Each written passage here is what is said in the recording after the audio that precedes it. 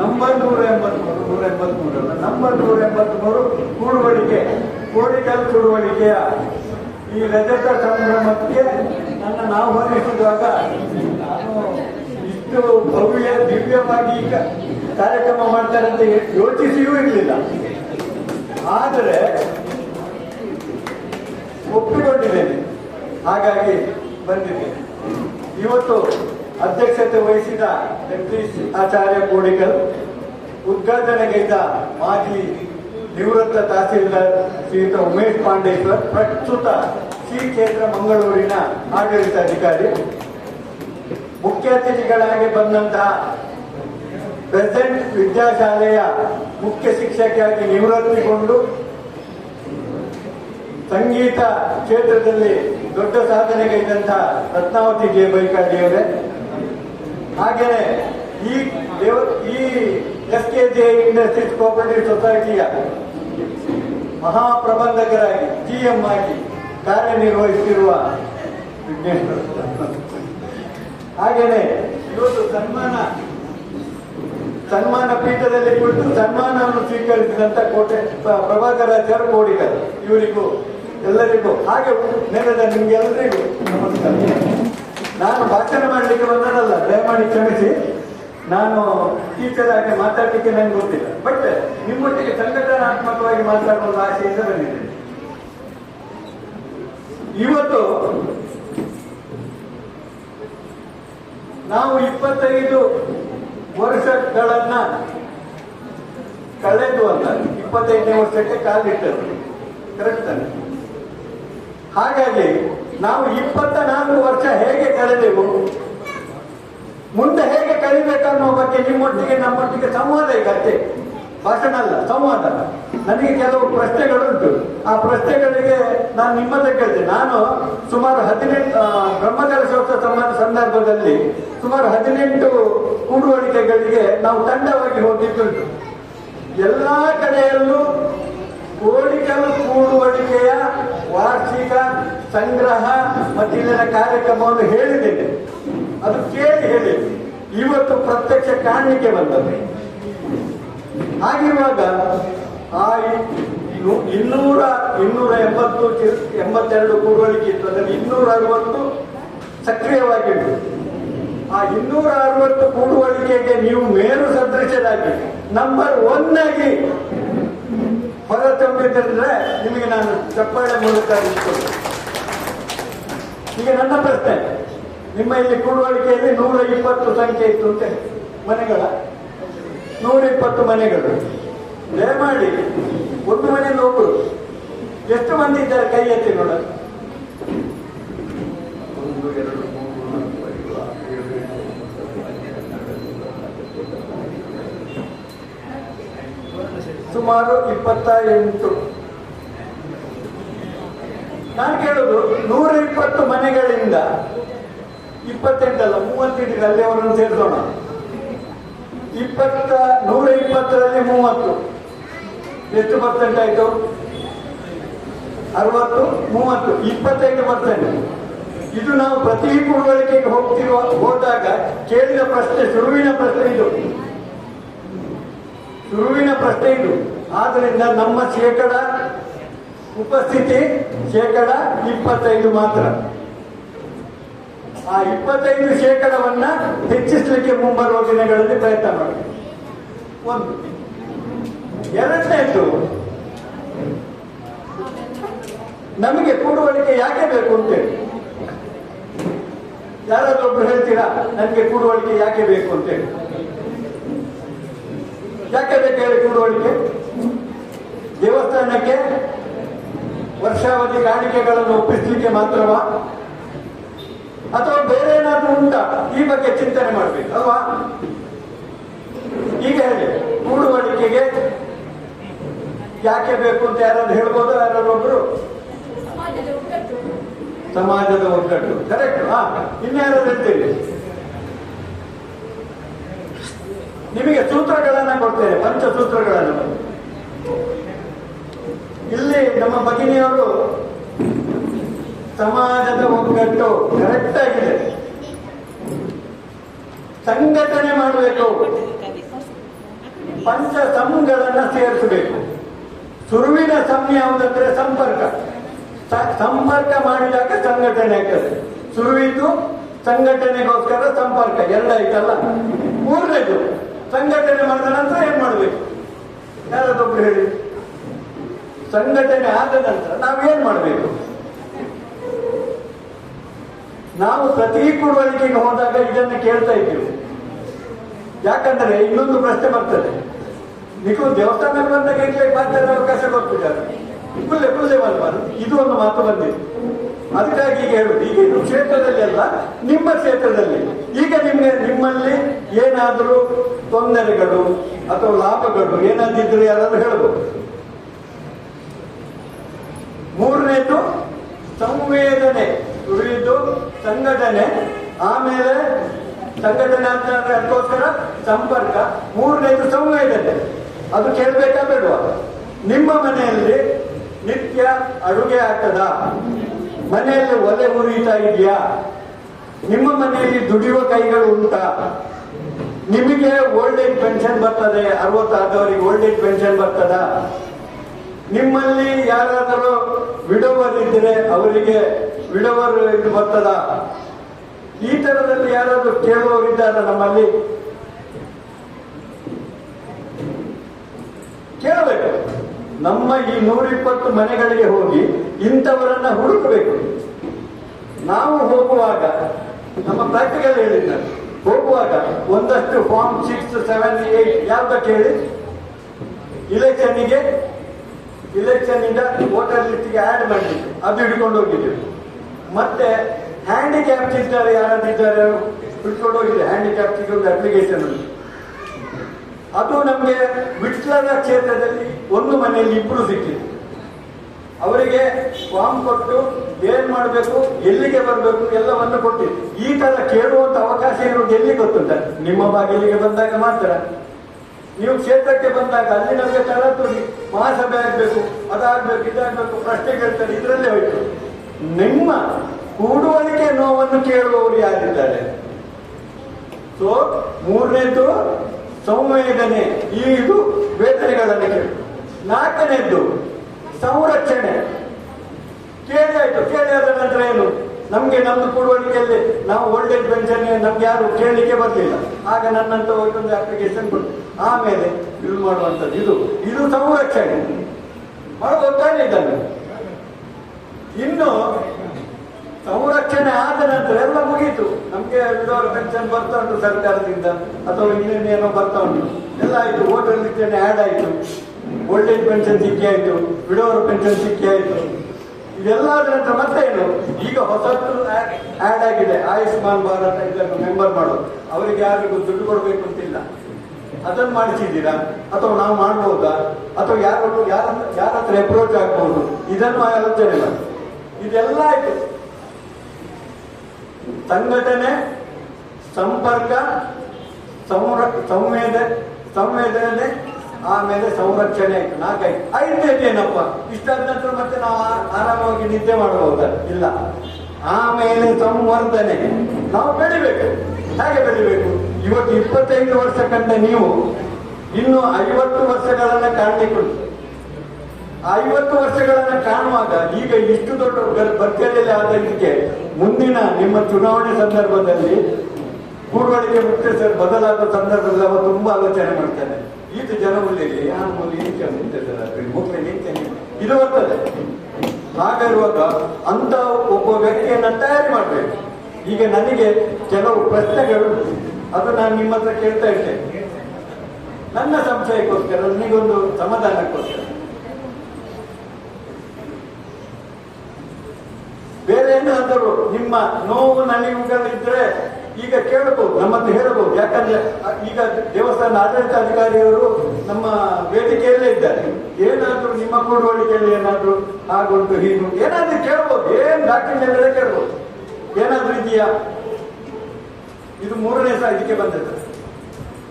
ಸುರೇಶ್ ಅದಕ್ಕೇನೇನುಂಟ? ಅದೇ ಈಗ ನಾನು ಕೇಳಿದ್ದು ಇನ್ನೊಂದು ನೆನಪಿಟ್ಟುಕೊಳ್ಳಿ. ಈ ಕೂಡುವಳಿಕೆ ಅನ್ನುವುದು ನಮ್ಮ ತಿಳುವಳಿಕೆ ಪ್ರಕಾರ ನಮ್ಮ ದೇವಸ್ಥಾನ ಕ್ಷೇತ್ರಕ್ಕೆ ಸುಮಾರು 800 ವರ್ಷಗಳ ಹಿಂದಿನ ಇತಿಹಾಸ ಉಂಟು. ನನ್ನ ತಿಳುವಳಿಕೆ ಪ್ರಕಾರ ಆಗಿನಿಂದಲೇ ಈ ಕೂಡುವಳಿಕೆ ಅಂತೇಳಿ ಇತ್ತು. ಈ ಕೂಡುವಳಿಕೆಯನ್ನು ನೋಡಿಯೇ ಸರ್ಕಾರ 1862ರಲ್ಲಿ ಬಿಫೋರ್ ಇಂಡಿಪೆಂಡೆನ್ಸ್ ಆಗಲೇ ಒಂದು ಆಲೋಚನೆ ಮಾಡಿ ಒಂದು ಸ್ಥಳೀಯ ಆಡಳಿತ ವ್ಯವಸ್ಥೆ ಅಂತ ಮಾಡಿದ್ರು 1862ನಲ್ಲಿ. ಆಮೇಲೆ 1882 ಅದನ್ನೇ ದಿವಾನ್ ರಂಗಾಚಾರ್ಯ ಮತ್ತು ಶೇಷಾದ್ರಿ ಅಯ್ಯರ್ರವರ ಪ್ರಗತಿಪರ ಕಾರ್ಯಕ್ರಮ ಆಲೋಚಿಸಿ ಸ್ವಯಂ ಆಡಳಿತ ಸುಧಾರಣಾ ಒಂದು ಸಂಸ್ಥೆಗಳ ಸುಧಾರಣಾ ಕಾರ್ಯಕ್ರಮ ಮಾಡಿದೆ. ಅಲ್ಲಿ ಗೊತ್ತುವಳಿ ಕೂಡ ಮಾಡಿದ್ರು. ಅದು 1882ರಲ್ಲಿ. ಆಮೇಲೆ ಹಾಗೆಯೇ ಆಮೇಲೆ 1903ರಲ್ಲಿ ಅದು ಈಗಿನ 3ರಲ್ಲಿ ಈ ಮೈಸೂರು ರೆಗ್ಯುಲೇಷನ್ ಆಕ್ಟ್ ಗೆಜೆಟ್ ನಲ್ಲಿ ಪ್ರಕಟ ಆಯಿತು. ನೀವು ಇದಕ್ಕೆ ಹೋದ್ರೆ ಸಿಗ್ತದೆ, ಗೂಗಲ್ಗೆ ಹೋದ್ರೆ ಸಿಗ್ತದೆ. 1903ರಲ್ಲಿ ರೆಗ್ಯುಲೇಷನ್ ಆಕ್ಟ್ ಅಲ್ಲಿ 1983ರಲ್ಲಿ ಹೊಸ ಪಂಚಾಯತ್ ರಾಜ್ ವ್ಯವಸ್ಥೆ ಆಯಿತು. ಆಗ ನೀವು ಆಲೋಚನೆ ಮಾಡಿ, ಇಷ್ಟೆಲ್ಲ ಮಾಡಬೇಕಾದ್ರೆ ಪಂಚಾಯತ್ ರಾಜ್ ವ್ಯವಸ್ಥೆ ಆದದ್ದು 1983ರಲ್ಲಿ. ನಮ್ಮದು ಕೂಡುವಳಿಕೆ ನೆನ್ಪಿಟ್ಟುಕೊಳ್ಳಿ, ವಿಶ್ವಕರ್ಮನ ಕೂಡುವಳಿಕೆ ರಾಜ್ಯ ಸರ್ಕಾರಕ್ಕೆ ಮಾರ್ಗದರ್ಶಿ ಸೂತ್ರ ಹಾಕಿಕೊಟ್ಟರು. ಇಂಥ ಸಮುದಾಯಗಳ ಕೂಡುವಳಿಕೆಯಿಂದ ಸರ್ಕಾರ ಕಲ್ತಿದ್ದು, ಆಮೇಲೆ ಪಂಚಾಯತ್ ರಾಜ್ ವ್ಯವಸ್ಥೆ ಮಾಡಿ. ಪಂಚಾಯತ್ ರಾಜ್ ವ್ಯವಸ್ಥೆ ಹೇಗಂತಪ್ಪಲ್ಲಿ ಅಲ್ಲೊಬ್ರು ಗ್ರಾಮಕ್ಕೆ ಅಧಿಕಾರಿ ಇರ್ತಾನೆ, ಒಂದಷ್ಟು ಇಟ್ಟಿದ್ದಾರೆ. ಅಲ್ಲಿ ಅವರಿಗೆ ಕಚೇರಿ ಬೇಕು, ಅವರಿಗೆ ಸಂಬಳ ಕೊಡಬೇಕು, ಜವಾಬ್ದಾರಿ ಕೊಡಬೇಕು. ಅಲ್ಲಿ ಜವಾಬ್ದಾರಿ ಕೂಡ ಉಂಟು, ವಿತ್ತೀಯ ಜವಾಬ್ದಾರಿ ಕೂಡ ಉಂಟು. ಇಲ್ಲಿ ಕೂಡುವಳಿಕೆಯಲ್ಲಿ ನಮ್ಮ ಕೂಡುವಳಿಕೆಯಲ್ಲಿ ಯಾರಿಗಾದ್ರೂ ಕೂಡುವಳಿಕೆ ಮುಖ್ಯಸ್ಥರಿಗೆ ಸಂಬಳ ಕೊಡೋದುಂಟ? ನಾವೇ ಚಿಂತನೆ ಮಾಡೋದು. ಸಂಬಳ ಇಲ್ಲ. ಅವರು ವರ್ಷಕ್ಕೊಮ್ಮೆ ದೇವಸ್ಥಾನದಿಂದ ಕಳಿಸಿದನ್ನು ಸಂಗ್ರಹ ಮಾಡಿ ಮನೆಗೆ ಹೋಗಿ ಸಂಗ್ರಹ ಮಾಡಿ ಕಲೆಕ್ಷನ್ ಮಾಡಿದಂತ ಕೊಡುವಂಥದ್ದು. ಅಲ್ಲಿ ಬೇರೆ ವಿತ್ತೀಯ ಜವಾಬ್ದಾರಿ ಏನಿಲ್ಲ, ಅವನೇ ಕೈಯಿಂದ ಹಾಕೊಂಡು ಹೋಗ್ತಾನೆ. ಇದು ಒಂದು ಬಹಳ ಮಾರ್ಗದರ್ಶಿ ಸೂತ್ರ ಅಲ್ವಾ? ನಾವಾಗಿ ಸಂಗ್ರಹ ಮಾಡುದು, ನಾವಾಗಿ ದೇವಸ್ಥಾನಕ್ಕೆ ಕೊಂಡೋಗ್ಬಿಡುವಂಥದ್ದು. ಇಂಥ ಒಂದು ಬಹಳ ಶ್ರೇಯಸ್ಕರವಾದ ಹಾಕಿಕೊಟ್ಟವರು ನಮ್ಮ ಹಿರಿಯರು ಆಗಿರುವಾಗ ಆ ಹಿರಿಯರಿಗೆ ಒಂದು ನಾವು ನಮ್ಮನ್ನು ಕೊಡಲೇಬೇಕಲ್ಲ. ನೀಡಲಿ ಎಲ್ಲರಿಗೂ ಮಾರ್ಗದರ್ಶಿ ಹಾಕಿ ಸೂತ್ರಕ್ಕೆ ಹಾಕಿಕೊಟ್ಟವರು ವಿಶ್ವಕರ್ಮರ ಹಿರಿಯರು. ನಾವು ಅಂತ ಹಿರಿಯರನ್ನು ಈ ಸಂದರ್ಭದಲ್ಲಿ ನೆನೆಸಬೇಕು. ಒಂದು ಎರಡನೇದು,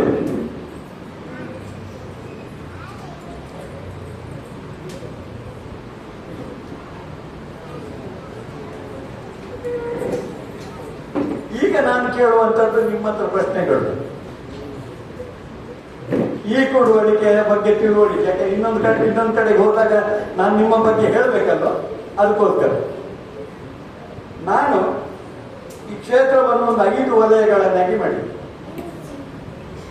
ಒಂದು ಧಾರ್ಮಿಕ ವಲಯ. ಈ ಕ್ಷೇತ್ರದಿಂದ ಧಾರ್ಮಿಕ ವಲಯ, ದೇವಸ್ಥಾನ ಕ್ಷೇತ್ರಗಳಲ್ಲಿ, ವಿಶ್ವಕರ್ಮರದು ಮಾತ್ರ ಅಲ್ಲ, ಬೇರೆ ದೇವಸ್ಥಾನ ಕ್ಷೇತ್ರಗಳಲ್ಲಿ ನಿಮ್ಮ ಮನೆ ಹತ್ರ ಒಂದು ರಕ್ತೇಶ್ವರಿ ಗುಡಿ ಇರ್ಬೋದು, ಅಥವಾ ನಾಗನ ಇದಿರ್ಬೋದು. ನಾನು ತಿಳ್ಕೊಂಡಿದ್ದೇನೆ ಕೆಲವರು ಇದ್ದಾರೆ ಅಂತ ಹೇಳಿ.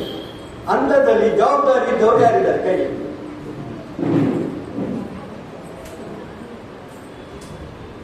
ಇನ್ನೊಬ್ರು ಇದ್ದಾರೆ ಅಲ್ಲಿ ಕೆಳಗೆ, ನಾಗಬನದ ಗೌರವಾಧ್ಯಕ್ಷರಾಗಿ ಸುಂದರಾಚಾರ್ಯರು ಇನ್ಸ್ಪೆಕ್ಟರ್ ಇದ್ದಾರೆ. ಇದು ನಮಗೆ ಸಂತೋಷ ಕೊಡುವ ಸಂಗತಿ. ಇದು ನಾನು ಯಾಕೆ ಉಲ್ಲೇಖ ಮಾಡಿದೆ ಅಂದ್ರೆ, ಈ ತರ ನಮ್ಮ ಸಮುದಾಯಕ್ಕೆ ಮಾತ್ರ ಅಲ್ಲ, ಬೇರೆ ಕ್ಷೇತ್ರದ ದೇವಸ್ಥಾನಗಳಲ್ಲಿ ಜವಾಬ್ದಾರಿಗೆ ಹೋಗ್ಬೇಕು. ಓಕೆ ತಾನೆ, ಹೋಗುವ ಮನಸ್ಸು ಮಾಡ್ಬೋದು ತಾನೆ, ಇದಕ್ಕೆ ಓಟಿದೆ ತಾನೆ ನಿಮ್ಮದು, ಇದು ಮಾಡಬೇಕು. ಇದು ದೇವಸ್ಥಾನ. ಇನ್ನೊಂದು ಉತ್ಸವಗಳು ನಡೀತದೆ, ಶಾರದೋತ್ಸವ, ಗಣೇಶೋತ್ಸವ, ಶಾರದೋತ್ಸವ. ಇಂಥ ಸಮಿತಿಯಲ್ಲಿದ್ದವರು ಯಾರಾದಿದ್ದಾರೆ ಕೈಯಲ್ಲಿ? ಉದಯವಿದ್ದಾರೆ. ಬಹಳ ಸಂತೋಷ. ಇದಕ್ಕೆ ಒಂದು ಕೈಯಲ್ಲ, ಮುಂದಿನ ಸರ್ತಿ ಆಗುವಾಗ ಇಂಥ 10,000 ಕೈಗಳ ಮೇಲೆ ಬರಬೇಕು.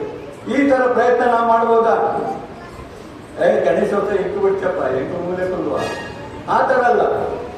ಎಂಕುಲು ಹೆಂಚಾಯ್ತು ಉದಾಯ ಕೊಕ್ಕರು ಇದ್ರ ಬಗ್ಗೆ ಚಿಂತನೆ ಮಾಡ್ಬೋದಾ? ನೋಡಿ, ಇದೊಂದು ಎರಡನೇದು. ಮತ್ತೊಂದು, ನಿಮ್ಮಲ್ಲಿ ಭಜನಾ ಮಂದಿರಗಳು ಸುಮಾರು ಭಜನಾ ಮಂದಿರಗಳು ಅಲ್ಲಿ ಕೋಡಿಗಳೆಲ್ಲ ಈಗಿಟ್ಟು ಯಾರಾದ್ರೂ ಭಜನಾ ಮಂದಿರದಲ್ಲಿ ಜವಾಬ್ದಾರಿ ಬೇಕು ಅಂತಿಲ್ಲ, ನಿತ್ಯ ಹೋಗುವಂತ ಜವಾಬ್ದಾರಿ ಇದ್ದವ್ರು ಯಾರಾದಿದ್ದಾರ? ಒಂದು ಬೇಕಲ್ಲ, ಎಷ್ಟು ಮಂದಿ ಬರಲಿಲ್ಲ ಇದ್ದ ಯಾರೆಲ್ಲ ಇದ್ದಾರೆ ಸಾಮಾನ್ಯವಾಗಿ ನನಗೆ ಗೊತ್ತಿದೆ. ಯಾಕಂದ್ರೆ ನಾನು ನಿಮಗೆ ಹೇಳಬೇಕಾದ್ರೆ ನಾನು ಕೂಡ ಯಾವ್ದಾದ್ರು ಒಂದು ಭಜನಾ ಮಂದಿರಕ್ಕೆ ಹೋಗ್ಬೇಕು. ಆ ಹೋದ ಧೈರ್ಯದಿಂದಲೇ ನಾನು ನಿಲ್ತೇನೆ. ಮೊದಲು ನಮ್ಮ ದೇವಸ್ಥಾನಕ್ಕೆ ಹೋಗ್ತಾ ಇದ್ದೆ, ಆಮೇಲೆ ಕಾಲಕ್ರಮೇಣ ಅದು ನಾನು ನಿಂತು ಹೋಯ್ತು. ಈಗ ನಾನು ಪ್ರತಿ ಗುರುವಾರ ಒಂದು ನಮ್ಮ ಮನೆಯ ಹತ್ರ ಉಪೇಕ್ಷಿತ ವರ್ಗದ ಒಂದು ಭಜನಾ ಮಂಡಳಿಗೆ ಹೋಗೋದ್ರಿಂದ ನಾನು ನಿಮ್ಗೆ ಕೇಳ್ತಾ ಇದ್ದೆ. ಹಾಗೇನೆ ದೈವಸ್ಥಾನಗಳು, ಯಾರಾದ್ರೂ ದೈವಸ್ಥಾನದಲ್ಲಿ ಇದ್ದೀರಾ? ಯಾರ್ದಾದ್ರೂ ದೈವಸ್ಥಾನಗಳು?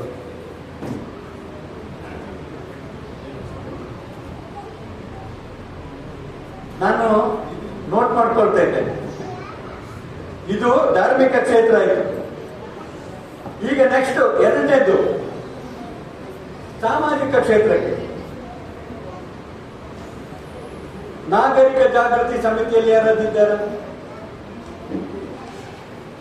ರಾಷ್ಟ್ರೀಯ ಸಂಘಟನೆಗಳೊಟ್ಟಿಗೆ ಜೋಡಿಸಿಕೊಂಡವರಿದ್ದಾರ? ಈ ರಾಷ್ಟ್ರೀಯ ಸ್ವಯಂ ಸಂಘ ಇಂಥದ್ದೇನಾದ್ರೂ ಇದ್ದಲ್ಲಿ ಇದ್ದಾರೆ. ರೋಟರಿ ಇತ್ಯಾದಿಗಳಲ್ಲಿ ನೋಂದಾಯಿಸಿದವರಿದ್ದಾರ? ರೋಟರಿ, ವೆರಿ ಗುಡ್, ಇವರಿದ್ದಾರೆ, ಅವರು ಜವಾಬ್ದಾರಿಗಳು. ವಿಶ್ವ ಹಿಂದೂ ಪರಿಷತ್ತು, ಬಜರಂಗ ದಳ ಅಥವಾ ಇಂಥದ್ದು ಯಾವುದರಲ್ಲಿ ಅದು ಹಿಂದೂ ಜಾಗೃತಿ ವೇದಿಕೆ. ಇದು ಎರಡನೇದು ಸಾಮಾಜಿಕ ಜವಾಬ್ದಾರಿ ವಲಯದಲ್ಲಿ. ಮೂರನೇದು ಶೈಕ್ಷಣಿಕ ಶಾಲಾ ಸಮಿತಿಯಲ್ಲಿ ಯಾರಾದಿದ್ದಾರ? ಇದು ಚಿಂತನೆ ಮಾಡಿ, ಬೋರ್ ಹೊಡಿಸುವುದಿಲ್ಲ, ನೀವು ಬೇಡ ಅಂತ ಹೇಳೋದು ಇಲ್ಲಿಗೆ ನಿಲ್ಲಿಸ್ತೇನೆ ನಾನು. ನಾಲ್ಕನೇದು ರಾಜಕೀಯ ವಲಯದಲ್ಲಿ ಒಬ್ಬರಿದ್ದಾರೆ, ಮತ್ತೆ ಬೇರೆ ಯಾರಾದಿದ್ದಾರೆ ಇಲ್ಲಿ? ಯಾವುದೇ ಪಕ್ಷ ಇರ್ಬೋದು, ಕಾಂಗ್ರೆಸ್, ಬಿಜೆಪಿ, ಜೆಡಿಎಸ್, ಕಮ್ಯುನಿಸ್ಟ್, ಯಾವುದೇ ಪಕ್ಷ ಇರ್ಬೋದು. ಹೋಗಬೇಕು, ಪಕ್ಷದ ಜವಾಬ್ದಾರಿಗಳನ್ನು ತಗೊಳ್ಬೇಕು. ಇನ್ನೊಂದು ಸಂಘಟನಾ ವಲಯ. ಹೀಗೆ ಇದನ್ನು ಸುಮ್ಮನೆ ನಾನೀಗ ತೋರಿಸಿ ಕೇಳಿದಷ್ಟೇ ವಿನ ಹೋಗ್ಬೇಕು. ಯಾಕೆ ಹೋಗ್ಬೇಕು ಅಂತ ಒಂದು ಪ್ರಶ್ನೆ ಬರ್ತದೆ. ಈಗ ಕೋಡಿಗಲ್ ಕೂಡುವಳಿಗೆ ನೀವು ಇಷ್ಟು ಆಕ್ಟಿವ್ ಆಗಿ ಕೆಲಸ ಮಾಡಿದಾಗ ನಿಮ್ಮ ಅಧ್ಯಕ್ಷರು ಜಗದೀಶ್ ಇರ್ಬೋದು ಅಥವಾ ಸಹ ಸಂಚಾಲಕರು ಉದಯ್ ಇರ್ಬೋದು, ಇವರನ್ನು ರಾಜಕೀಯ ಪಕ್ಷದವರು ಹುಡುಕಿಕೊಂಡು ಬರಬೇಕು. ಆ ತರ ಮಾಡ್ಬೋದು. ಇವರು ಅಂತ ಹೇಳಲ್ಲ, ಮುಂದೆ ಬರುವವರು ಸಹ ಹಾಗೆ ಅವರು ಹುಡುಕಿಕೊಂಡು ಅಣ್ಣೆ ಎಂಕ್ಲ ಮಾಡಿಬಿಟ್ಟು ಓಟು ಕುಂತುವರ, ಈ ತರ ಅವರ ಮೇಲೆ ಒಂದು ಪ್ರಭಾವ ಬೀರುವಂತ ವ್ಯಕ್ತಿತ್ವವನ್ನು ಕ್ರಿಯೇಟ್ ಮಾಡಿಕೊಟ್ಟದ್ದು ಕೂಡುವಳಿಕೆ. ಆ ಕೂಡುವಳಿಕೆಗೆ ಹಾಕಿಕೊಟ್ಟವರು, ಬುನಾದಿ ಹಾಕಿಕೊಟ್ಟವರು ನಮ್ಮ ಹಿರಿಯರು, ವಿಶ್ವಕರ್ಮ ಸಮಾಜದ ಹಿರಿಯರು. ನಾವು ಅವರಿಗೆ ಇನ್ನೊಮ್ಮೆ ಶರಣು ಹೇಳಬೇಕಲ್ಲ ಬೇಡ?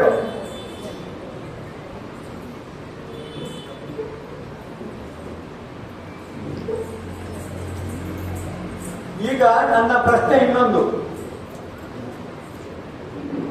ನಿಮ್ಮ ಆಗ ಹೇಳಿದ್ರು ಏನೆಲ್ಲ ಯೋಜನೆ ಮಾಡ್ತೇವೆ ಅಂತ ಹೇಳಿದ್ರು. ಈಗ ಹೊಸತಾಗಿ ಇವತ್ತು ರಜತೋತ್ಸವ ಆಚರಿಸಿದ ನಿಮ್ಮೊಳಗೆ ಒಂದು ನನ್ನ ಪ್ರಶ್ನೆ ಇದೆ. ನೀವು ಮುಂದಿನ 1 ವರ್ಷ ಏನು ಮಾಡಬೇಕು ಅನ್ನುವುದನ್ನ ಒಂದು ಕ್ಯಾಲೆಂಡರ್ ಮಾಡಿದ್ದೀರಾ? ಸಾಮಾನ್ಯವಾಗಿ ಇದು ಹೇಗೆ ಬರ್ತದೆ ಅಂದ್ರೆ, ಜನವರಿಯಲ್ಲಿ ಮಕರ ಸಂಕ್ರಾಂತಿ, ಆಮೇಲೆ ಮಾರ್ಚ್ ಏಪ್ರಿಲ್ ಅಲ್ಲಿ ಯುಗಾದಿ ಆದ ನಂತರ ವಿಶ್ವಕರ್ಮ ಪೂಜೆ, ಆಮೇಲೆ ಗಣೇಶ ಚತುರ್ಥಿ, ವಿಜಯದಶಮಿ, ಕೊರಳು ಹಬ್ಬ, ಗುರ್ಜಿ, ಹೀಗೆ ಮುಗೀತದೆ. ಅದು ಬಿಟ್ಟು ಸಾರ್ವಜನಿಕ ವಲಯದಲ್ಲಿರುವಂತಲ್ಲ, ಜೂನ್ 5ಕ್ಕೆ ಯೋಗ ಡೇ ಮಾಡ್ತಾರೆ. ಇವತ್ತು ಸಂಘನಿಕೇತನದಲ್ಲಿ ಬೆಳಿಗ್ಗೆ 6ರಿಂದ ಸಂಜೆ 6ರ ತನಕ ಯೋಗ ಏಕಾಹ ಅಂತೇಳಿ ಮಾಡ್ತಾ ಇದ್ದಾರೆ. ಈ ತರ ಜೂನ್ 5ಕ್ಕೆ ನಾವು ಯೋಗ ದಿನಾಚರಣೆಯನ್ನು ಸಾರ್ವಜನಿಕರಿಗೆ ಆಚರಿಸಬಹುದಾ? ಜೂನ್ 21ಕ್ಕೆ 21 ಜೂನು 21ಕ್ಕೆ ಏನುಂಟು ಹೇಳಿ ನೋಡಿ, ಯಾರಿಗೆ ಗೊತ್ತಿದೆಯಾ? ಜೂನ್ 21ಕ್ಕೆ ಏನುಂಟು ಅಂತ ಹೇಳ್ಬೋದಾ? ನೋಡಿ, ಅವ್ರು ಹೇಳಿದ್ರು ವಿಶ್ವ ಯೋಗ ದಿನಾಚರಣೆ. ಜೂನ್ 5ಕ್ಕೆ ವೃಕ್ಷಾರೋಪಣ. ವೃಕ್ಷಾರೋಪಣ ಅಂದ್ರೆ ನೀವು ಶಾಲೆಯಲ್ಲಿ ಮಾಡ್ತೀರಲ್ಲ, ಯಾವುದು ವನ ಮಹೋತ್ಸವ, ಅದು ಜಗತ್ತಿನೆಡೆಗೆ ಎಲ್ಲ ದಿವಸ ಜೂನ್ 5ಕ್ಕೆ ವೃಕ್ಷಾರೋಪಣ. ಜೂನ್ 21ಕ್ಕೆ ವಿಶ್ವ ಯೋಗ ದಿನಾಚರಣೆ.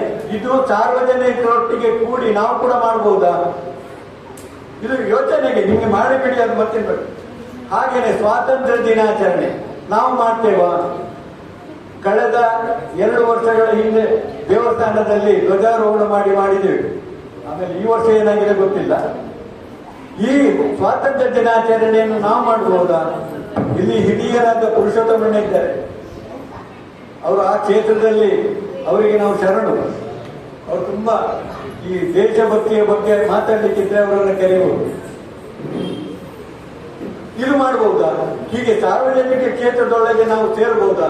ಇಂಥದನ್ನೆಲ್ಲ ಚಿಂತನೆ ಮಾಡ್ಲಿಕ್ಕೋಸ್ಕರ ನಾವು ಇಲ್ಲಿ ಸೇರಿದ್ದು ಅಂತ ನನ್ನ ಅನಿಸಿಕೆ. ಮತ್ತೆ ನಮ್ಗೆ ಬಹಳ ಖುಷಿ ಆಯ್ತು. ಈಗ ನಿಮ್ಮ ಸಂಖ್ಯೆಗಳು ಇಂಪ್ರೂವ್ ಆಗಬೇಕು. ಆಮೇಲೆ ಕಾರ್ಯಕ್ರಮಗಳನ್ನ 1 ವರ್ಷದ ಕಾರ್ಯಕ್ರಮಗಳನ್ನ ಚಾರ್ಟ್ ಮಾಡಬೇಕು. ಇದೆಲ್ಲ ಮಾಡಬೇಕು. ನಾನು ಇನ್ನೂ ಮುಂದಿನ ಯಾವ ಇದೆ ಗೊತ್ತಿಲ್ಲ. ಈಗ ದೇವರ ಕ್ಷೇತ್ರದವರು ಕಳಿಸಿದ್ರೆ ಹೋಗ್ಬೇಕಾಗ್ತದೆ. ಆಗ ನಿಮ್ಮನ್ನು ಇನ್ನೂ ಹೆಚ್ಚಿನ ರೀತಿಯಲ್ಲಿ ಉಲ್ಲೇಖ ಮಾಡುವಂತ ಒಂದು ಸಂಗತಿಗಳು ನನಗೆ ಸಿಕ್ಲಿ. ಹಾಗೆ ಇವತ್ತು ಬಹಳ ಸಂತಸದ ಸಂಗತಿ ಅಂದ್ರೆ, ಇವತ್ತು ನಮ್ಮ ರತ್ನಕ್ಕನ ಮುತಾಳಿಕೆಯಲ್ಲಿ ಇವತ್ತು ಇಲ್ಲಿನ ಮಹಿಳಾ ಸಮಿತಿ ಫಾರ್ಮೇಶನ್ ಆಯಿತು. ಅದಕ್ಕೆ ನೀವೆಲ್ಲ ಓಂಕಾರ ಹಾಕಿ ಅವರಿಗೆ ಪ್ರೋತ್ಸಾಹ ಕೊಟ್ಟಿದ್ದೀರಿ. ಹಾಗೂ ಇವತ್ತು ಕರೆದ ನಿಮ್ಮೊಳಗೆ ಒಂದು ಸಂವಾದ ಇದು, ಭಾಷಣ ಅಲ್ಲ, ನಿಮ್ಮೊಳಗೆ ಸಂವಾದ ಮಾಡಲಿಕ್ಕೆ ಅವಕಾಶ ಕೊಟ್ಟ ಓಡುವಳಿಕೆ 183 ಇಲ್ಲಿನ ಕೋಡಿಕಲ್ ಕೂಡುವಳಿಕೆ ಮುಕ್ತಸ್ಥರು, ಸಹ ಮುಕ್ತಸ್ಥರು, ಸದಸ್ಯರೆಲ್ಲರಿಗೂ ಅಭಿನಂದನೆ ಸಲ್ಲಿಸ್ತಾ, ಏನಾದ್ರೂ ಮಾತಾಡ್ಲಿಕ್ಕಿದ್ರೆ ದಯಮಾಡಿ ಹಾಗೆ ಹೇಳಿದ್ರು. ಸಂವೇದನೆ ಏನಾದ್ರು ಇದ್ದಲ್ಲಿ, ನಿಮ್ಮಲ್ಲಿ ತೊಂದರೆಗಳಿದ್ದಲ್ಲಿ ಹೇಳಿ, ನಮ್ಗೆ ಕೇಳಲಿಕ್ಕೆ ಆಗ್ತದೆ. ಕೆಲವನ್ನ ನಾವು ಅದಕ್ಕೆ ಕೈಗೂಡಿಸುವ. ಆ ತರ ಏನಾದ್ರು ತೊಂದರೆ ಇದ್ರೆ ಹೇಳಿ. ಹಾಗೂ ಕ್ಷೇತ್ರದ ಆಡಳಿತಾಧಿಕಾರಿಯವರು ಇಲ್ಲೇ ಇದ್ದಾರೆ. ಕ್ಷೇತ್ರದಲ್ಲಿ ಹೋಗುವಾಗ ನಿಮ್ಗೆ ಮಾತಾಡ್ಲಿಕ್ಕೆ ಅವಕಾಶ ಸಿಕ್ಕುದಿಲ್ಲ ಅಂತೇಳಿ ನೊಂದುಕೊಳ್ಳುವಂತ ಪ್ರಶ್ನೆನೇ ಇಲ್ಲ. ಈಗ ನಿಮ್ಮ ಬಾಗಿಲಿಗೆ ಬಂದ ಏನಾದಿದ್ರೆ ಹೇಳ್ಬೋದು, ಏನಾದಿದ್ರೆ ಹೇಳ್ಬೋದು. ಯಾವುದೇ ಇದು ಈಗ ನಾನು ಹೇಳಿದ ಅಷ್ಟು ಯೋಜನೆಗಳು, ಸರ್ಕಾರದ ಯೋಜನೆಗಳನ್ನು ಟಾರ್ಗೆಟ್ ಮಾಡಿ ನಿಮ್ಮಲ್ಲಿ ಬಹಳ ಸಕ್ರಿಯರಾಗಿರುವಂತ ಉದಯರಿದ್ದಾರೆ. ಅವರ ಹತ್ರ ಹೇಳಿದ್ರೆ ಅವರೆಲ್ಲವನ್ನು ಮಾಡಿಕೊಡ್ತಾರೆ.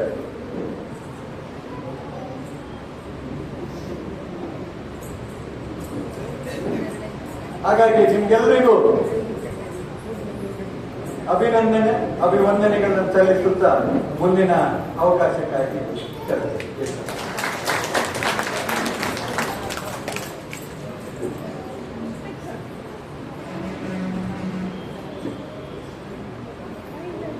ಧನ್ಯವಾದಗಳು. ಆ ವಿಷಯ ಇತರರಿಗೆ ಮತ್ತು ಇತರ ಎಲ್ಲ ವಿಷಯಗಳ ಬಗ್ಗೆ ನಾವು ತುಂಬ ಕೃತಜ್ಞರಾಗಿದ್ದೇವೆ. ಹಾಗೂ ನಿಮ್ಮ ಅನಿಸಿಕೆಗಳನ್ನು ಶಿರಸಾವಹಿಸಿ ಪರಿಪಾಲಿಸಲಿಕ್ಕೆ ಪ್ರಯತ್ನ ಮಾಡ್ತಾ ಇದ್ದೇವೆ. ಇಂದಿನ ಇದು ದಯವಿಟ್ಟು ಶ್ರೀ ಯಜ್ಞೇಶ್ವರ ಕೃಷ್ಣಾಪುರ ಪ್ರಧಾನ ವ್ಯವಸ್ಥಾಪಕರು SKG ಕೋಆಪರೇಟಿವ್ ಸೊಸೈಟಿ ಇವರು 2 ಮಾತುಗಳನ್ನು ಆಡಬೇಕು ಅಂತ ಹೇಳ್ಕೊಳ್ತಾ ಇದ್ದೇವೆ. ಕೋಡಿಕಲ್ ಕೂಡುವಳಿಕೆಯ ಸಂಖ್ಯೆ 183 ಕೂಡುವಳಿಕೆ ಮುಖ್ಯಸ್ಥರಾದ ಜಗದೀಶ್ ಆಚಾರ್ಯ ಹಾಗೂ ಇಂದಿನ ರಜತ ಸಂಭ್ರಮವನ್ನು ಉದ್ಘಾಟನೆ ಮಾಡಿದಂತಹ ನಮ್ಮ ದೇವಸ್ಥಾನದ ಆಡಳಿತ ಅಧಿಕಾರಿಯಾದಂತಹ ಉಮೇಶ್ ಆಚಾರ್ಯ ಪಂಡಿತ್ ಹಾಗೂ ನಮಗೆ ಮಾರ್ಗದರ್ಶಕರು ಚಿಂತಕರು ಆದಂತಹ ವೆಂಕಟೇಶ್ ಅವರು, ಯೋಗೇಶ್ ಅವರು ಹಾಗೂ ನಮ್ಮ ರತ್ನಾವತಿ ಬೈಗಾಡಿ ವಿಚಾರ ಹಾಗೂ ಕೂಡುವಳಿಕೆಯ ಸಂಚಾಲಕರಾದ ಪ್ರಭಾಕರ್ ಆಚಾರ್ಯ ಹಾಗೂ ನಮ್ಮ SK ಗೋಸ್ಮಿತ್ ಕೋಆಪರೇಟಿವ್ ಸೊಸೈಟಿಯ ನಿರ್ದೇಶಕರಾದ ಪ್ರಕಾಶ್ ಆಚಾರ್ಯ ಹಾಗೂ ಶಶಿಕಾಂತ್ ಹಾಗೂ ಕೂಡುವಳಿಕೆಯ ಎಲ್ಲ ಸದಸ್ಯರು ಎಲ್ಲರಿಗೂ ಆತ್ಮೀಯವಾದ ನಮಸ್ಕಾರಗಳನ್ನು ನಾನು ಸಲ್ಲಿಸ್ತಾ ಇದ್ದೇನೆ. ಈಗಾಗಲೇ ಟೀಚರ್ ಮತ್ತು ಮಹಾಯೋಗೇಶ್ ಅವರು ಎಲ್ಲ ವಿಚಾರಗಳನ್ನು ಮಾತಾಡಿದ್ದಾರೆ. ನಾವು ಸಹ ಏನು ಭಾಷಣಕಾರರಲ್ಲ. ಆದರೂ ಗುರುಳಿಕೆ ಅನ್ನುವ ಬಗ್ಗೆ ಯಾಕೆ ಬೇಕು ಅಂತ ಹೇಳಿದ್ರೆ, ಅದು ಪ್ರತಿಯೊಬ್ಬರಿಗೆ ತಿಳ್ಕೊಳ್ಳುವಂಥ ಇಚ್ಛಾಶಕ್ತಿ ಬೇಕು. ನಾವು ಖಾಲಿ ಮಾತಲ್ಲಿ ಮಾತಾಡಿದರೆ ಯಾವುದು ಕೂಡ ನಡೀತದಂತೆ ನಾನು ಹೇಳಲಿಕ್ಕೆ ಇಷ್ಟಪಡೋದಿಲ್ಲ. ಸಂಘ, ಸಮಾಜ, ಗುರುಳಿಕೆ ಇದೆಲ್ಲ ಯಾಕೆ ಬೇಕು ಅನ್ನೋದ್ರ ಬಗ್ಗೆ ನಮಗೆ ಒಂದು ಇಚ್ಛಾಶಕ್ತಿ ಇದ್ದರೆ ಮಾತ್ರ ನಾವು ಅದನ್ನು ತಿಳ್ಕೊಳ್ಳಿಕ್ಕೆ ಸಾಧ್ಯ ಆಗ್ತದೆ. ಇತ್ತೀಚಿನ ದಿನಗಳಲ್ಲಿ ಜಗತ್ತಿನಲ್ಲೇ ಜನಸಂಖ್ಯೆ ಜಾಸ್ತಿ ಆಗ್ತಾ ಇದೆ, ಮಾನವರ ಸಂಖ್ಯೆ ಜಾಸ್ತಿ ಆಗ್ತಾ ಇದೆ. ಆದರೆ ಮಾನವೀಯ ಮೌಲ್ಯಗಳು ದಿನದಿಂದ ದಿನಕ್ಕೆ ಕ್ಷೀಣಿಸ್ತಾ ಇದೆ. ಇದರ ಬಗ್ಗೆ ನಾವು ಚಿಂತನೆ ಮಾಡಿದರೆ ಮಾತ್ರ ಅದಕ್ಕೊಂದು ಉತ್ತರವನ್ನು ಕಂಡುಕೊಳ್ಳಲಿಕ್ಕೆ ಸಾಧ್ಯ ಅಂತೇಳಿ ನಾನು ಭಾವಿಸ್ಕೊಳ್ತಾ ಇದ್ದೀನಿ. ಯಾಕಂತ ಹೇಳಿದ್ರೆ ಈಗಾಗಲೇ 9:30 ಗಂಟೆ ಹೇಳಿದ್ದಾರೆ, ಗಂಟೆ 12 ಗಂಟೆ ಆಗ್ತಾ ಬಂತು. ಇವರಿಂದ ಎಷ್ಟು ಹೊತ್ತು ಮಾತಾಡ್ತಾರ ಅಂತೇಳಿ ಕೆಲವರು ಯಾಕೊಂದು ಉದಾಹರಣೆಯಲ್ಲಿ ನಾನು ಪ್ರಾರಂಭ ಮಾಡ್ತಾ ಇದ್ದೇನೆ. ಯಾಕಂದರೆ ಒಂದು ಕಡೆಯಲ್ಲಿ ಶಾಲೆಯಲ್ಲಿ ಕಳೆದ್ರಂತೆ ಪ್ರಿನ್ಸಿಪಾಲ್ ಹೇಳಿದ್ರು, ಪ್ರಿನ್ಸಿಪಾಲ್ ಕಾರ್ಯಕ್ರಮ ಆಯೋಜನೆ ಮಾಡಿದ್ದಾರೆ. ಬಂದ ಅತಿಥಿಗಳು ಕೇಳಿದ್ರು ಪ್ರಿನ್ಸಿಪಾಲ್ ಹತ್ರ, ನಮಗೆ ಎಷ್ಟು ಹೊತ್ತುಗಳ ಕಾಲಾವಕಾಶ ಮಾತಾಡಲಿಕ್ಕೆ ಕೊಡ್ತೇವೆ ಅಂತ ಹೇಳಿ. ಅದಕ್ಕೆ ಪ್ರಿನ್ಸಿಪಾಲ್ ಹೇಳಿದ್ರಂತೆ, ನಿಮ್ಗೆ ಎಷ್ಟು ಹೊತ್ತು ಬೇಕಾದರೂ ಮಾತಾಡ್ಬೋದು, ಆದರೆ ಮಕ್ಕಳು ಮಾತ್ರ 5 ನಿಮಿಷ ಮಾತಾಡೋದು ಕೊಡ್ತಾರೆ ಅಂತ ಹೇಳಿದ್ರು. ಆಗ ನಾವು ತಿಳ್ಕೊಳ್ಬೇಕಾದಷ್ಟೇ, ನಾವು ಏನು 5 ನಿಮಿಷಗಳ ಕಾಲ ಮಾತಾಡ್ತೇವೆ ಅದು ಮಕ್ಕಳಿಗೆ ಮುಟ್ಟಬೇಕು, ಹಾಗೂ ಈ ಗೂಡುವಳಿಕೆಗೆ ಅರ್ಥೈಸುವಂಥ ಕೆಲಸಗಳನ್ನು ಮಾಡಬೇಕು ಅಂತೇಳಿ ನಾನು ಬಯಸ್ತಾ ಇದ್ದೀನಿ. ಗೂಡುವಳಿಕೆ ಅಂತ ಹೇಳಿದ್ರೆ ಈಗಾಗಲೇ ನಮ್ಮ ಆಡಳಿತಾಧಿಕಾರಿಗಳಿದ್ದಾರೆ, ಸಾಕಷ್ಟು ಅನುಭವ ಇದ್ದಂತಹ ಯೋಗೇಶ್ ಮಾನಗುಡ್ಡೆ ಅವರು ತುಂಬ ವಿಚಾರಗಳ ಬಗ್ಗೆ ಹೇಳಿದರು. ಜೊತೆಯಲ್ಲಿ ನಾವು ಗೂಡುವಳಿಕೆಯಿಂದ ಹೇಳ್ತಾ ಕೂಡಲೇ ನಮ್ಮಲ್ಲಿ ಸಂಘಟನೆ ಅತಿ ಮುಖ್ಯ. ಯಾವುದೇ ಒಂದು ಸಂಘಟನೆ ಅಂತ ಹೇಳಿದರೆ ಅದು ಆ ಒಂದು ಸಂಸ್ಥೆ ಇರ್ಬೋದು, ಗೂಡುವಳಿಕೆ ಅದೊಂದು ಗಟ್ಟಿಯಾದ ಎಸೆಟ್, ಅದು ಆಸ್ತಿ. ಅದು ನೀವು ಹಣದಿಂದ ಕೊಂಡ್ಕೊಳ್ಳಿಕ್ಕಾಗೋದಿಲ್ಲ, ಸಂಘಟನಾ ಬಲದಿಂದ ಮಾತ್ರ ಅದನ್ನು ಕೊಂಡ್ಕೊಳ್ಳಿಕ್ಕೆ ಸಾಧ್ಯ. ಆದ್ದರಿಂದ ನಿಮ್ಮ ಏನು 120 ಮನೆಗಳ ಸಂಘಟನೆ ಇದೆಯೋ ಅದನ್ನು ಇನ್ನಷ್ಟು ಭದ್ರ ಮಾಡುವಂಥ ವ್ಯವಸ್ಥೆಗೆ ನೀವೆಲ್ಲರೂ ತೊಡಗಬೇಕು ಅಂತೇಳಿ ನಾನು ಈ ಸಂದರ್ಭದಲ್ಲಿ ತಿಳಿಯಪಡಿಸ್ತೀನಿ. ಯಾಕೆ ಹೇಳ್ತಿದ್ದೇನೆ ಅಂತ ಹೇಳಿದ್ರೆ, ಸಂಘಟನೆಗಳು ಪ್ರಾಮಾಣಿಕವಾಗಿ ಎಲ್ಲರನ್ನು ಒಟ್ಟುಗೂಡಿಸುವಂಥ ವ್ಯವಸ್ಥೆ ಅಡಿಯಲ್ಲಿದ್ದಾಗ ಪ್ರತಿಯೊಬ್ಬರು ಕೂಡ ಅದರಲ್ಲಿ ಇನ್ವಾಲ್ವ್ಮೆಂಟ್ ಅನ್ನು ಮಾಡಲಿಕ್ಕೆ ಬಯಸ್ತಾರೆ. ಅದೇ ಒಂದೇ ದಿಕ್ಕಿನಲ್ಲಿದ್ದಾಗ ಅದು ಅವರು ಮಾಡ್ಕೊಂಡು ಹೋಗ್ತಾರೆ, ನಾವು ಸ್ವಲ್ಪ ದೂರ ಇದ್ದೇವೆ ಅಂತಲೇ ಬಯಸ್ತೀವಿ. ಯಾರು ಬರೋದಿಲ್ವಾ ಅವರ ನಿಜವಾದ ಸಮಸ್ಯೆಗಳು ಏನಿದೆ ಅನ್ನೋದನ್ನು ತಿಳ್ಕೊಂಡು ಅವರನ್ನು ನಮ್ಮೊಂದಿಗೆ ಸೇರಿಸ್ಕೊಳ್ಳೋದೇ ಅದೇ ಒಂದು ದೊಡ್ಡ ಸಂಘಟನೆ, ಅದೇ ಒಂದು ನಮ್ಮ ಆಸ್ತಿ ಅಂತ ಹೇಳಲಿಕ್ಕೆ ನಾನು ಈ ಸಂದರ್ಭದಲ್ಲಿ ಬಯಸ್ತಾ ಇದ್ದೇನೆ. ಜೊತೆಯಲ್ಲಿ ವಿಶ್ವಬ್ರಾಹ್ಮಣ ಸಮಾಜ ಆರ್ಥಿಕವಾಗಿ ಬಡವರು ಇದ್ದಾರೆ, ಶ್ರೀಮಂತರು ಕೂಡ ಇದ್ದಾರೆ. ಸಮಾಜದೊಂದಿಗೆ ಬೆರೆಯುವವರು ಇದ್ದಾರೆ, ಬೆರೆಯದವರು ಕೂಡ ಇದ್ದಾರೆ. ನಾನು ಬರ್ತೇನೆ, ವಿಶ್ವಕರ್ಮ ಪೂಜೆ ಆಗ್ತದೆ, ಸಭೆ ಸಮಾರಂಭಗಳು ಆಗ್ತದೆ, ನಾನು ನನ್ನ ಕಾಂಟ್ರಿಬ್ಯೂಷನ್ ಅನ್ನು ನಾನು ಕೊಡ್ತೇನೆ, ಉಳಿದದ್ದು ನಮ್ಗೆ ಏನು ಬಿದ್ದು ಹೋಗಲಿಲ್ಲ. ನಾನು ಬರ್ತೇನೆ, ಹೋಗ್ತೇನೆ. ನನ್ನ ಹತ್ರ ಎಷ್ಟೋ ನಾಲೆಜ್ಗಳಿದೆ, ಜ್ಞಾನ ಇದೆ, ಅದನ್ನು ಹಂಚುವಂಥ ವ್ಯವಸ್ಥೆ ಕೂಡ ನಾನು ಹೇಳಿನ 1 ಭಾಗದಷ್ಟು ಕೂಡ ಕೊಡಲಿಕ್ಕೆ ಹೋಗೋದಿಲ್ಲ ಅಂತ ಹೇಳಿದ್ರೆ ಸಮಾಜ ಹೇಗೆ ಮೇಲೆ ಬರ್ತದೆ? ಇದನ್ನೆಲ್ಲ ಯಾಕೆ ಹೇಳ್ತೇನೆ ಅಂತ ಹೇಳಿದ್ರೆ, ಪ್ರತಿಯೊಬ್ಬರಲ್ಲೂ ವಿಶ್ವಕರ್ಮ ಅಂದ ನಂತರ ಅವರ ಪ್ರತಿಯೊಬ್ಬರಲ್ಲೂ ಸ್ಕಿಲ್ ಇದೆ, ಒಂದಲ್ಲ ಒಂದು ರೀತಿಯ ಸ್ಕಿಲ್ ಇದೆ. ಅದಕ್ಕೆ ನಾವು ಹೊರಗೆ ಹಾಕಬೇಕಿದ್ರೆ ಇಂಥ ವೇದಿಕೆಗಳು, ಕಾರ್ಯಕ್ರಮಗಳು ಜರುಗ್ತಾ ಇರಬೇಕು. ಆ ಕಾರ್ಯಕ್ರಮದಿಂದ ನಿಮ್ಮಲ್ಲೂ ಒಂದಷ್ಟು ಆಲೋಚನೆಗಳು ಬರ್ತದೆ, ಅದನ್ನು ನೀವು ವ್ಯಕ್ತಪಡಿಸಲಿಕ್ಕೆ ಕೂಡ ಇಚ್ಛೆ ಪಡ್ತೀರಾ. ಅದಕ್ಕೆ ಅವಕಾಶಗಳನ್ನು ಕೂಡ ಈ ವೇದಿಕೆಯಲ್ಲಿ ಮಾಡಿಕೊಡ್ಬೇಕು ಅಂತೇಳಿ ಈ ಸಂದರ್ಭದಲ್ಲಿ ಹೇಳಲಿಕ್ಕೆ ಬಯಸ್ತೀನಿ. ಇನ್ನೊಂದು ವಿಚಾರ,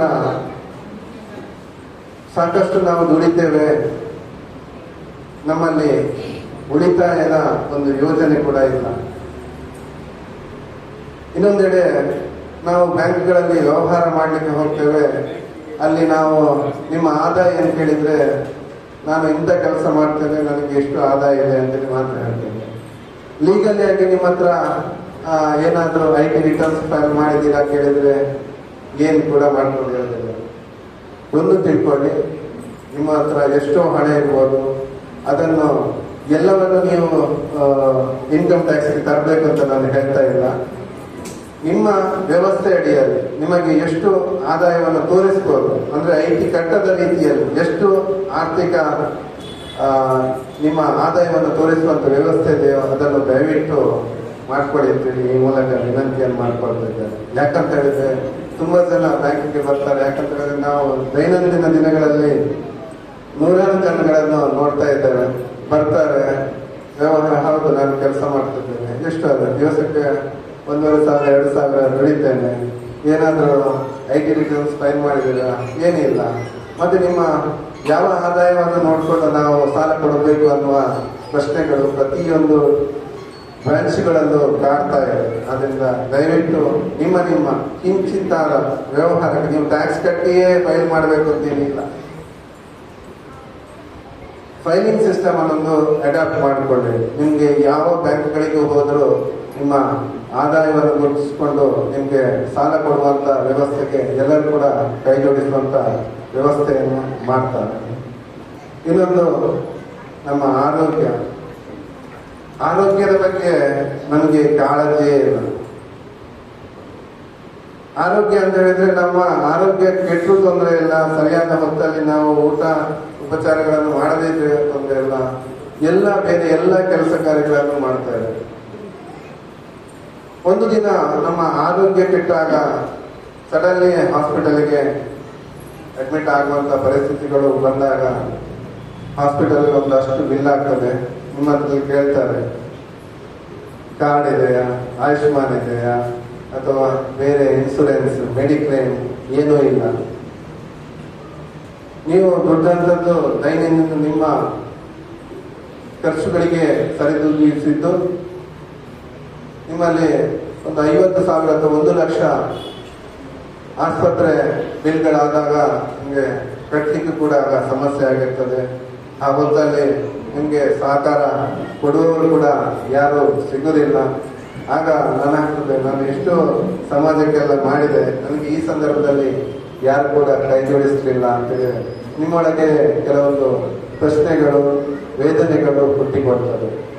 ಈ ವೇದನೆಗಳನ್ನು ನಾವು ಮೊದಲೇ ಎಷ್ಟೋ ಇನ್ಸೂರೆನ್ಸ್ ಪಾಲಿಸಿಗಳಿದೆ, ಇನ್ಸೂರೆನ್ಸ್ ಮೆಡಿಕ್ಲೇಮ್ಗಳಿದೆ, ಇದರ ಬಗ್ಗೆ ನಾವು ಮಾಹಿತಿಗಳನ್ನು ಕೊಟ್ಟರೂ ಕೂಡ ಮಾಡದವರು ಎಷ್ಟೋ ಜನಗಳಿದ್ದಾರೆ. ಅದುವೇ ನಾವು ವರ್ಷಕ್ಕೆ ಒಬ್ಬರಿಗೆ ಒಂದು ಕನಿಷ್ಠ ಏಜ್ ಲಿಮಿಟ್ ಮೇಲೆ ಮಿನಿಮಮ್ ಒಂದು 2 ಲಕ್ಷಕ್ಕೆ ಒಂದು 3,000 ರಿಂದ 4,000 ಪ್ರೀಮಿಯಂ ಕಟ್ಟಲಿಕ್ಕೆ ಬರ್ಬೋದು. ನಾವು ಅದು ವರ್ಷದಲ್ಲಿ ತಿಂಗಳಿಗೆ ಕ್ಯಾಲ್ಕುಲೇಷನ್ ಮಾಡಿದ್ರೆ ಅಟ್ಲೀಸ್ಟ್ ಒಂದು 300 ರೂಪಾಯಿ ಆಗ್ಬೋದು. ಆ 300 ರೂಪಾಯಿಯನ್ನು ಉಳಿತಾಯ ಮಾಡುವಂತ ಯೋಜನೆಯನ್ನು ಮಾಡಿದ್ರೆ ನನ್ನ ಮುಂದಿನ ಜೀವನದಲ್ಲಿ ನನಗೆ ಯಾವುದೇ ರೀತಿಯ ತೊಂದರೆಗಳು ಬಂದರೂ ಇದರಿಂದ ನನಗೆ ಒಂದು 2 ಲಕ್ಷ ಅಥವಾ 3 ಲಕ್ಷದ ಇನ್ಸೂರೆನ್ಸ್ ಕವರೇಜ್ ಸಿಕ್ಕಿದ್ರೆ ನಾನು ಯಾರ ಹತ್ರ ಕೇಳುವಂತ ವ್ಯವಸ್ಥೆಗಳು ಇಲ್ಲ. ಇದರಿಂದ ನನಗೆ ಯಾರ ಹತ್ರ ಕೈ ಚಾಚುವಂತ ವ್ಯವಸ್ಥೆಗಳು ಕೂಡ ಬರಬಾರ್ದು ಅನ್ನೋದು ಕೂಡ ಆ ವಿಚಾರದಿಂದ ತಿಳ್ಕೊಳ್ಬೋದು ಅಂತೇಳಿ ನಾನು ಈ ಸಂದರ್ಭದಲ್ಲಿ ಹೇಳಲಿಕ್ಕೆ ಬಯಸ್ತಾ ಇದ್ದೇನೆ. ಆದ್ಮೇಲೆ ಕೂಡುವಳಿಕೆ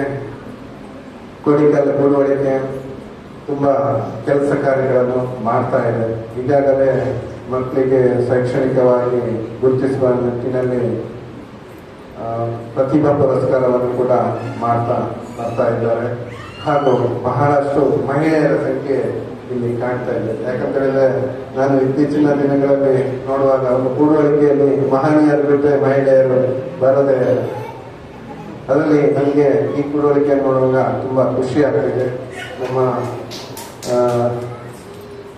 ಕೋಡಿಕಲ್ ಜಗದೀಶ್ ಆಚಾರ್ಯ ನೇತೃತ್ವದಲ್ಲಿ ಅವರು ತಾಳ್ಮೆಯ ವ್ಯಕ್ತಿ. ಯಾಕಂತೇಳಿದ್ರೆ ಅವರು ಯಾವತ್ತೂ ಕೂಡ ನಾನು ಸಿಟ್ಟು ಬಂದದಂತ ನೋಡಲಿಲ್ಲ.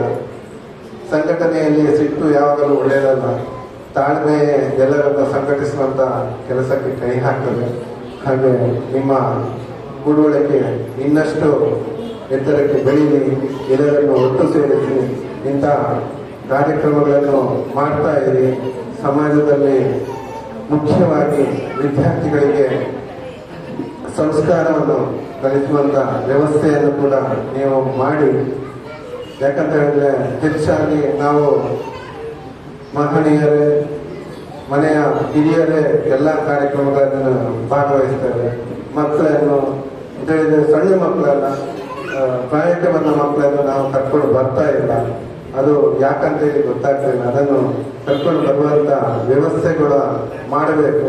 ಯಾಕಂದ್ರೆ ಸಣ್ಣದ್ರಲ್ಲೇ ಕರ್ಕೊಂಡು ಬರುವಂತ ವ್ಯವಸ್ಥೆ ಮಾಡಿದ್ರೆ ಖಂಡಿತವಾಗಿಯೂ ಅವರು ನಾವು ಹೊರಡುವಾಗ ಅವ್ರು ಹೇಳ್ತಾರೆ ನಾನು ಕೂಡ ಬರ್ತೇನೆ ಅನ್ನುವಂತ ವ್ಯವಸ್ಥೆಗೆ ಅವರು ಮುಂದಾಗ್ತಾರೆ. ಈ ಪ್ರವೃತ್ತಿಯನ್ನು ಪ್ರತಿ ಮನೆಯಲ್ಲೂ ಬೆಳೆಸ್ಕೊಳ್ಳುವಂತ ವ್ಯವಸ್ಥೆಯನ್ನು ಕೂಡ ಮಾಡಿಕೊಳ್ಳಿ. ಮತ್ತೆ ಸಣ್ಣದೊಂದು ನನ್ನೊಂದು ವಿನಂತಿ ಏನಂತ ಹೇಳಿದ್ರೆ, ನಮಗೂ ಒಂದು ಸ್ವಾರ್ಥ ಇದೆ. ಪಾಲ್ಕೆ ಬ್ರಹ್ಮಚಾರ್ಯ ಕಟ್ಟಿದಂತ ಈ ಸಂಸ್ಥೆ ಈಗ 60ನೇ ವರ್ಷ ಆಚರಿಸ್ತಾ ಇದೆ. 1964ರಲ್ಲಿ ಗೋಲ್ಡ್ ಕಂಟ್ರೋಲ್ ಆಕ್ಟ್ ಬಂದ ಸಂದರ್ಭದಲ್ಲಿ, ಸ್ವರ್ಣ ನಿಯಂತ್ರಣ ಕಾಯ್ದೆ ಬಂದ ಸಂದರ್ಭದಲ್ಲಿ ಪಾಲ್ಕೆ ಬಾಬರಾಚಾರ್ಯರು ಎಸ್ಟಿ ಗೋಲ್ಡ್ಸ್ಮಿತ್ ಇಂಡಸ್ಟ್ರಿಯಲ್ ಕೋಆಪರೇಟಿವ್ ಸೊಸೈಟಿಯನ್ನು ಹುಟ್ಟುಹಾಕಿದರು. 167 ಸದಸ್ಯರಿಂದ ಸ್ಥಾಪನೆಯಾದ ಈ ಸಂಸ್ಥೆ ಈಗ 21,500ಕ್ಕೂ ಮಿಕ್ಕಿ ಸದಸ್ಯರನ್ನು ಹೊಂದಿದ್ದಾರೆ ಎನ್ನುವುದಕ್ಕೆ ನಮಗೆ ಹೆಮ್ಮೆ ಆಗ್ತಿದೆ. ಈಗ ಆಗ 7,000 ಠೇವಣಿ, 12,000 ಪಾಲು ಬಂಡವಾಳ ಸಂಸ್ಥೆ ಈಗ 6,72,00,000 ಪಾಲು ಬಂಡವಾಳ, 227 ಕೋಟಿ ಠೇವಣಿ ಇದೆ ಅಂತ ಹೇಳಲಿಕ್ಕೆ ಹೆಮ್ಮೆ ಆಗ್ತಿದೆ. ಜೊತೆಯಲ್ಲಿ ಈ ವರ್ಷ 4,95,00,000 ಲಾಭಾಂಶ ಗಳಿಸಿದೆ. ಸದಸ್ಯರಿಗೆ 20% ಈ ವಜ್ರ ಮಹೋತ್ಸವ ಸಂದರ್ಭದಲ್ಲಿ 20% ಡಿವಿಡೆಂಡ್ ಕೂಡ ಮೊನ್ನೆ ಮಹಾಸಭೆಯಲ್ಲಿ ಘೋಷಣೆಯಾಗಿ ಹೇಳ್ತಾ ಇದ್ದೇವೆ. ಅದು ಅಲ್ಲದೆ ಸಾಮಾಜಿಕ 60 ಕಾರ್ಯಕ್ರಮಗಳನ್ನು ಕೂಡ ಈ 60ನೇ ವರ್ಷದಲ್ಲಿ ಮಾಡ್ತಾ ಇದ್ದೇವೆ. ಈಗಾಗಲೇ 42 ಕಾರ್ಯಕ್ರಮಗಳನ್ನು ಯಶಸ್ವಿಯಾಗಿ ನಮ್ಮ ಪಿ ಉಪೇಂದ್ರಾಚಾರ್ಯ ಅಧ್ಯಕ್ಷತೆ ಹಾಗೂ ಆಡಳಿತ ಮಂಡಳಿಯ ನೇತೃತ್ವದಲ್ಲಿ ಜರುಗ್ತಾ ಇದೆ. ಇದರಲ್ಲಿ ಸಾಕಷ್ಟು ವ್ಯವಸ್ಥೆಗಳು ಇದೆ. ಯಾಕಂತ ಹೇಳಿದ್ರೆ ನಾವೊಂದು ಕೆಲವು ನಿರಾಶ್ರಿತರನ್ನು ಭೇಟಿಯಾಗಿದ್ದೆವು. ಬೈಲೂರಲ್ಲಿ ಒಂದು ಹೊಸ ಬೆಳಕು ಅಂತ ಹೇಳಿದ್ರೆ ಇದೆಲ್ಲ ಮನಕ್ಕೆ ಮುಟ್ಟುವಂಥದ್ದು ವಿಚಾರಗಳು. ಯಾಕಂತ ಹೇಳಿದ್ರೆ ಅಲ್ಲಿ ಅವರಿಗೆ ಯಾರು ಇಲ್ಲ, ತಂದೆ ತಾಯಿಗ ಯಾರು ಇಲ್ಲ. ಒಂದು ಲೇಡಿ ತನುಜಾತರಳು ಅಂತ ಒಂದು ಲೇಡಿ, ಅವರಿಗೆ ಬೇಕಿದ್ದಷ್ಟು ಅಬದ್ಧ ಶ್ರೀಮಂತರವರು, ಆದ್ರೂ ಅವರ ಸಮಾಜ ಸೇವೆಯಲ್ಲಿ ತನ್ನನ್ನು ತಾನು ತೊಡಗಿಸಿ 180 ನಿರಾಶ್ರಿತರನ್ನು ಒಬ್ಬರೇ ನೋಡುವಂತ ವ್ಯವಸ್ಥೆ ಕೈ ಹಾಕಿದ್ದಾರೆ ಅಂತ ಹೇಳಿದ್ರೆ ಅದು ಹೆಮ್ಮೆಯ ವಿಚಾರ. ಯಾಕಂತ ಹೇಳಿದ್ರೆ ಯಾರಿಗೂ ಅವರ ಮನಸ್ಥಿತಿ ಸರಿ ಇಲ್ಲ. ಅವರಿಗೆ ಟ್ರೀಟ್ಮೆಂಟ್ ಕೊಟ್ಟು ಅವರನ್ನು ಎಲ್ಲ ರೀತಿಯಲ್ಲಿ ಮನ ನೋಯಿಸದಾಗಿ ಅವರನ್ನು ಅಮ್ಮ ಅನ್ನುವ ರೀತಿಯಲ್ಲಿ ಇವರನ್ನು ಭಾವಿಸಿಕೊಂಡು ಅವರನ್ನು ನೋಡ್ತಾ ಇದ್ದಾರೆ. ಒಂದು 8 ಪೇಷಂಟ್ಗಳು ಬೆಡ್ ರಿಡನ್ ಆಗಿದ್ದಾರೆ. ಅವರ ಪ್ಯಾಡಿನ ಹಿಡಿದು ಬದಲಾವಣೆ ಮಾಡುವಂತಹದ್ದು ವ್ಯವಸ್ಥೆ ಕೂಡ ಮೇಡಮ್ ಮಾಡ್ತಾ ಇದ್ದಾರೆ. ಇದೆಲ್ಲ ನಮ್ಮ ಸಮಾಜದಲ್ಲಿ ಇರುವಂತ ಸೇವಾ ಮನೋಭಾವ ಇರುವಂತ ವ್ಯಕ್ತಿಗಳು, ಇಂತಹ ವ್ಯಕ್ತಿಗಳು ಇದ್ದಾರೆ ಅಂತ ಹೇಳಲಿಕ್ಕೆ ಭಾವಿಸುತ್ತಾ, ಕೊನೆಯದಾಗಿ ಒಂದು ನಾವು ಆರ್ಥಿಕ ಸಂಸ್ಥೆಯಲ್ಲಿ ಇರುವವರು ಇಲ್ಲಿ ಕೂಡುವಳಿಕೆಯಲ್ಲಿ ಸಹ ಎಲ್ಲರೂ ಸದಸ್ಯರಾಗದೇ ಇರ್ಬೋದು. ಆಗದೇ ಇದ್ದವರು ನಮ್ಮ ಸಂಸ್ಥೆಯಲ್ಲಿ ನೀವು ಒಂದು ಸಣ್ಣ ಮೆಂಬರ್ಶಿಪ್ ಅನ್ನು ಮಾಡಿಕೊಂಡು ಉಳಿತಾಯ ಖಾತೆಯನ್ನು ತೆಗೆದು ಅಥವಾ RD ತಿಂಗಳಿಗೊಮ್ಮೆ ಮಾಸಿಕವಾಗಿ ಸಂಚಯ RD ಖಾತೆ, ರಿಕರಿಂಗ್ ಡೆಪಾಸಿಟ್ ಖಾತೆಯನ್ನು ತೆಗೆದು ನಿಮ್ಮ ಉಳಿತಾಯ ಯೋಜನೆಯನ್ನು ಈಗಿಂದಲೇ ಪ್ರಾರಂಭಿಸಿ ವಿನಂತಿಯನ್ನು ಮಾಡಿಕೊಳ್ತಾ ಒಂದು ಸಣ್ಣ ಲೆಕ್ಕದೊಂದಿಗೆ ನನ್ನ ಮಾತನ್ನು ಮುಕ್ತಾಯಗೊಳಿಸುತ್ತಿದ್ದೇನೆ. ಇಲ್ಲಿ ವಿದ್ಯಾರ್ಥಿಗಳಿದ್ದಾರೆ. ಈ ವಿಚಾರ ಗೊತ್ತಿದ್ರೆ ನೀವು ಅದನ್ನು ಹೇಳಲಿಕ್ಕೆ ಹೋಗ್ಬೇಡಿ. ಗೊತ್ತಿಲ್ಲದಿದ್ದರೆ ಸ್ವಲ್ಪ ಟ್ರೈ ಮಾಡಿ. ಒಂದು ತಂದೆಗೆ, ಇಬ್ಬರು ತಂದೆಯಂದರಿಗೆ ಮಕ್ಕಳು ಇರ್ತಾರಂತೆ. ಮಕ್ಕಳಿಗೆ ಹೇಳ್ತಾರೆ, ಮಕ್ಕಳಿಗೆ ಒಂದಿಷ್ಟು ಹಣ ಕೊಡ್ತಾರಂತೆ. ಮೊದಲನೇ ತಂದೆ ಮಕ್ಕಳಿಗೆ 500 ರೂಪಾಯಿ ಕೊಡ್ತಾರೆ. ಎರಡನೇ ತಂದೆ ಅವರ ಮಗನಿಗೆ 250 ರೂಪಾಯಿ ಕೊಡ್ತಾರಂತೆ. ಒಟ್ಟು ಮಕ್ಕಳಿಗೆ ಎಷ್ಟು ಹಣ ಕೊಟ್ಟಿದ್ದಾರೆ ಅಂತೇಳಿ ಹೇಳ್ಬೋದಾ ಅಂತ ನಾನು ಪ್ರಶ್ನೆ. ಯಾಕಂತೇಳಿದ್ರೆ ಇದೊಂದು ನಿಮ್ಮ ಜ್ಞಾನವನ್ನು ವೃದ್ಧಿಸಲಿಕ್ಕೋಸ್ಕರ ಒಂದು ಪ್ರಶ್ನೆ ಹೇಳ್ತೇನೆ. ಯಾಕಂತೇಳಿದ್ರೆ ಎಲ್ಲರೂ ಆಫ್ ಮೋಡಲ್ಲಿ ಇರ್ಬೋದು, ಅದನ್ನು ಆನ್ ಮೋಡಿಗೆ ತರುವಂತ ಇಚ್ಛೆಯಿಂದ. ನನ್ನ ಕ್ವಶನ್ ಅರ್ಥ ಆಯ್ತಾ? ಪ್ರಶ್ನೆ ಅರ್ಥ ಆಯ್ತಾ? ತಂದೆ ಮಗನಿಗೆ, ಇಬ್ಬರು ತಂದೆಯರು ಮಕ್ಕಳಿಗೆ ಹಣ ಕೊಡ್ತಾರೆ. ಒಬ್ಬರು ತಂದೆ ಮಕ್ಕಳಿಗೆ ಮಗನಿಗೆ 500 ರೂಪಾಯಿ ಕೊಡ್ತಾರೆ. ಇನ್ನೊಬ್ಬ ತಂದೆ ಮಗನಿಗೆ 250 ರೂಪಾಯಿ ಕೊಡ್ತಾರೆ. ಒಟ್ಟು ಮಕ್ಕಳಲ್ಲಿರುವ ಹಣ ಎಷ್ಟು ಆಗ್ತದೆ ಅಂತ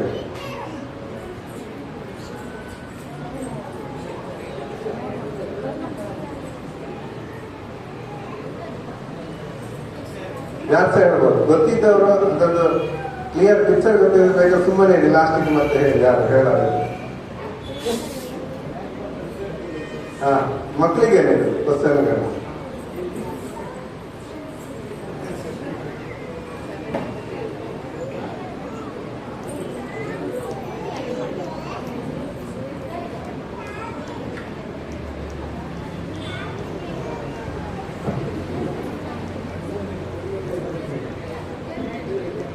$750, 500. ನಾನು ಉತ್ತರ ಕೂಡ ಹೇಳ್ತೇನೆ.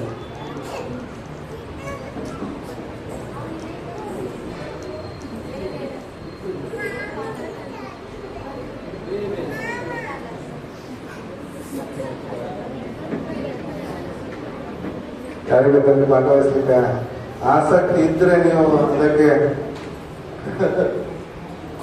ಉತ್ತರಗಳನ್ನು ಹೇಳ್ಬೋದು. ಇಲ್ಲಂದ್ರೆ ಕಾರ್ಯಕ್ರಮ ಸುದೀರ್ಘ ಉದ್ದಾಗಿ ಹೋಗಿದೆ, ನಾನು ಪುನಃ ಅದನ್ನು ಹೇಳಲಿಕ್ಕೆ ಇಷ್ಟಪಡೋದಿಲ್ಲ. ಸೊ ಇಲ್ಲಿ ಇಷ್ಟೇ ಇರೋದು ಉತ್ತರ. 500 ರೂಪಾಯಿ ಯಾವ ರೀತಿ ಅಂತ ಹೇಳಿದ್ರೆ, ಅಲ್ಲಿ ಅಜ್ಜ, ತಂದೆ, ಮೊಮ್ಮಗ 3 ಜನ. ಅಜ್ಜ ಮಗನಿಗೆ 500 ರೂಪಾಯಿ ಕೊಡ್ತಾರೆ, ಮಗ ಅವನ ಮಗನಿಗೆ 250 ರೂಪಾಯಿ ಕೊಡ್ತಾರೆ. 500ರಲ್ಲಿ 250 ರೂಪಾಯಿ ಕೊಡೋದ್ರಿಂದ ಟೋಟಲ್ ಮೊತ್ತ ಇರೋದು 500 ರೂಪಾಯಿ. ಬಂಧನಿಗಳು